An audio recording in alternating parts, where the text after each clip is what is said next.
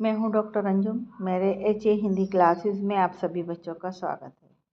बच्चों, आज हम आदिकाल वीरगाथा काल की परिस्थितियां और उनके साहित्य पर प्रभाव पर चर्चा करेंगे। आदिकाल, जैसे कि आपको मालूम है, आदिकाल का ही दूसरा नाम वीरगाथा काल है। किसी भी साहित्य को समझने के लिए उस समय की परिस्थितियों को जानना बहुत ज़रूरी होता है। इस कारण साहित्य लिखने में मनुष्य के परिवेश का बहुत महत्व है। आदिकाल की अवधि को 769 ईस्वी से 1418 ईस्वी तक माना गया है। इस दौरान कई राजनीतिक, सामाजिक, धार्मिक और सांस्कृतिक स्थितियां बदली, जिनका सीधा असर साहित्य पर पड़ा। इस कारण इस काल को वीरगाथा काल भी कहते हैं। इन परिस्थितियों का विवरण इस प्रकार है। वीरगाथा काल भी कहते हैं, आदिकाल भी कहते हैं। आपको ये बता दूं कि साहित्य जो होता है, वो जो वर्तमान में जो भी चल रहा होता है, उस पे साहित्यकार अपनी लेखनी चलाता है। वर्तमान में जो भी परिस्थितियाँ होती हैं, आदिकाल में जो परिस्थितियाँ थीं, साहित्यकार ने अपनी लेखनी उस पे चलाई। अब उस समय की कौन कौन सी परिस्थितियाँ थी, इस बात को समझना सबसे पहले ज़रूरी है। राजनीतिक परिस्थितियाँ। इस समय भारत में लगातार युद्ध हो रहे थे। राजपूत युद्ध और बाद में मुसलमान आक्रमण। राजपूत राज्यों में आपसी कलह बढ़ गई। जनता इन लड़ाइयों से परेशान थी और जीवन अस्थिर था। राजाओं का मुख्य उद्देश्य था अपना राज्य बचाना और दुश्मनों से लड़ना। इसी कारण साहित्य में वीरता के पुट आपको ज़्यादा दिखाई देंगे, युद्ध के वर्णन दिखाई देंगे, बलिदान की भावना दिखाई देगी, देश रक्षा जैसे विषय आपको देखने को मिलेंगे। कवि राजाओं की वीरता का वर्णन करके उन्हें प्रेरित करते थे। जो भी जिस राजा के आश्रय में रहता था, उसके राज्य में रहता था, वो जिस राजा के राज्य में रहता था, उसकी वीरता का वर्णन अपने काव्य में करता था, जिससे राजा उत्साहित हों और ज़्यादा से ज़्यादा युद्ध के लिए प्रेरित हों। परिणाम स्वरूप इस काल में रासो ग्रंथ की विशेष रूप से प्रधानता रही। रासो ग्रंथ मतलब रासो ग्रंथ लिखे गए। रासो ग्रंथ में वीर रस का प्रभुत्व बहुत अधिक रहा है। रासो ग्रंथ की बहुलता, अधिकता यानी तो कौन कौन से थे इस काल में? पृथ्वीराज रासो, परमाल रासो, कुमाण रासो, बीसलदेव रासो तथा विजयपाल रासो आदि ग्रंथों की रचना हुई। मैं आपको साथ ही ये बताती चलूँ, रासो ग्रंथ के ऊपर आपको शॉर्ट क्वेश्चन भी आ सकता है।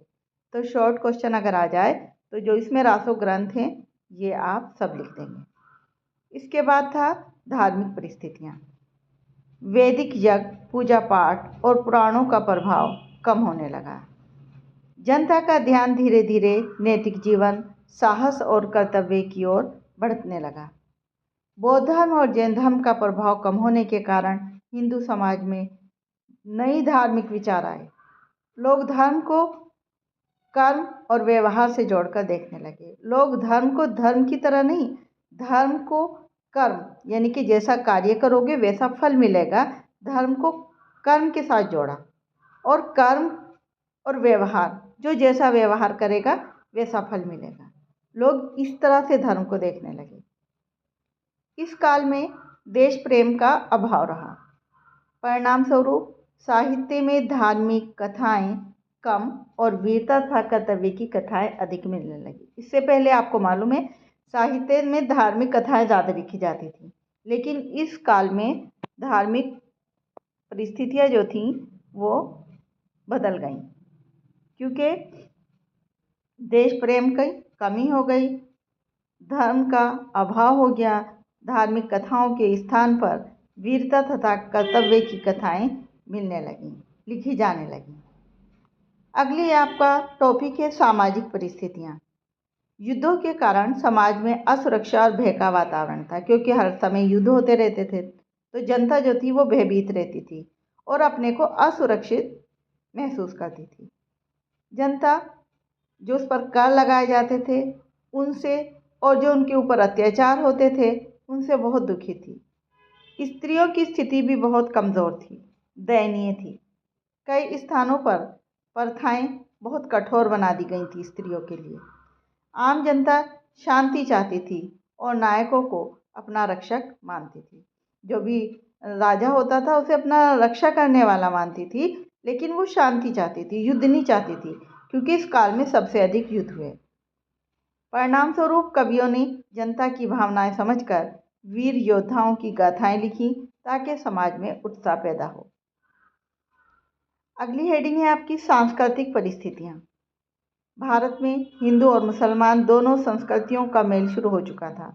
भाषा और साहित्य में भी इस मिश्रण का असर दिखाई देने लगा। मिश्रण का असर मतलब हिंदू और मुसलमानों के कल्चर का, संस्कृति का असर दिखाई देने लगा। दरबारों में संगीत, कथा, कहानी, मनोरंजन, मेले आदि का चलन बहुत ज़्यादा बढ़ने लगा। संगीत के गाए जाने लगे, कहानियाँ कही जाने लगीं, मनोरंजन के साधन होने लगे, मेले आदि का चलन हो गया।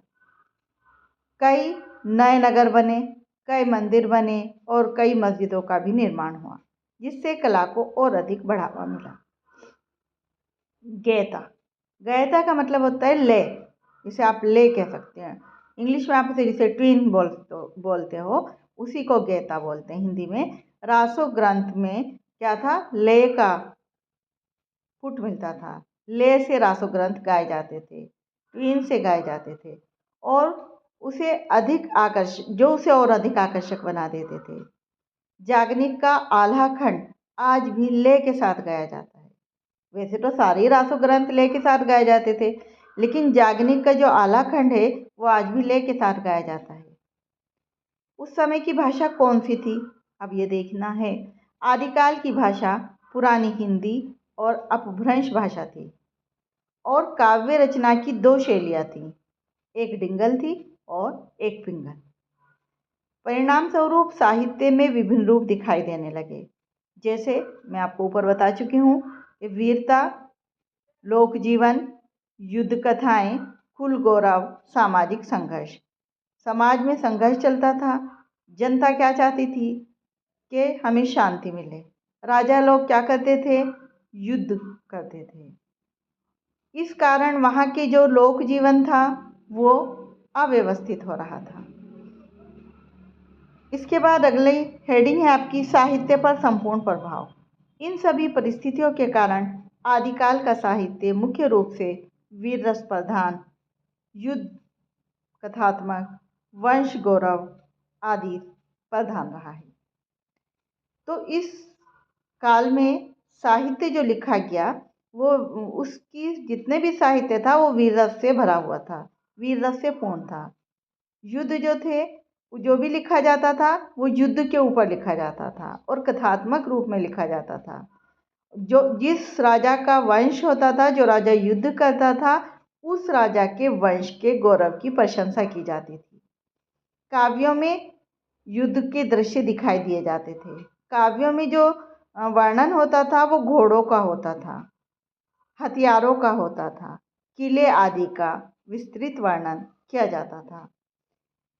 कहने का अभिप्राय है इस काल में यानी आदिकाल में काव्यों में जो भी या साहित्य में युद्ध के दृश्य दिखाई देते थे, घोड़े, हथियार, किले, इनका बहुत विस्तृत वर्णन होता था। इसलिए इस काल को क्या कहा जाता है, वीर गाथा काल कहा जाता है। आपको शॉर्ट क्वेश्चन में ऐसे भी आ सकता है, वीर गाथा काल का दूसरा नाम क्या है या आदिकाल का दूसरा नाम क्या है। तो आदिकाल सबसे प्रारंभिक काल और उसका ही दूसरा नाम है वीर गाथा काल। वो मैंने आपको सब ऊपर बता चुकी कि वीर गाथा काल कैसे है। वीरता की इस काल में सबसे ज़्यादा युद्ध हुए, तो युद्ध के कारण जो कविगण थे वो राजा जिससे उत्साहित हों और युद्ध में विजयी हों तो वो उसकी रचना करते थे। छंद, आदिकाल के काव्य में ज़्यादातर जो छंद दिखाई देते हैं वो छप्पे, त्रोटक, तोमर आदि छंद दिखाई देते हैं। निष्कर्ष रूप से आदिकाल का साहित्य जन जीवन की विभिन्न अनुभूतियों से भरा हुआ था। इसमें जीवन की विभिन्न प्रवृत्तियों का यानी विशेषताओं का संगम था। काव्य रूपों और शैलियों की दृष्टि से ये अनोखा संगम था। इस काल का साहित्य अनुकरण के योग्य रहा है। कुल मिलाकर हम ये कह सकते हैं कि हिंदी साहित्य की समृद्धि का जो युग था वो आदिकाल था, जिसे हम वीर गाथा काल भी कहते हैं। बच्चों, अगर आपको मेरी ये वीडियो पसंद आई हो तो मेरे चैनल को सब्सक्राइब कीजिए, लाइक कीजिए और शेयर कीजिए। आपका एक लाइक, आपका एक सब्सक्राइब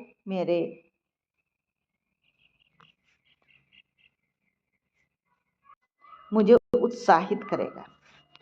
धन्यवाद।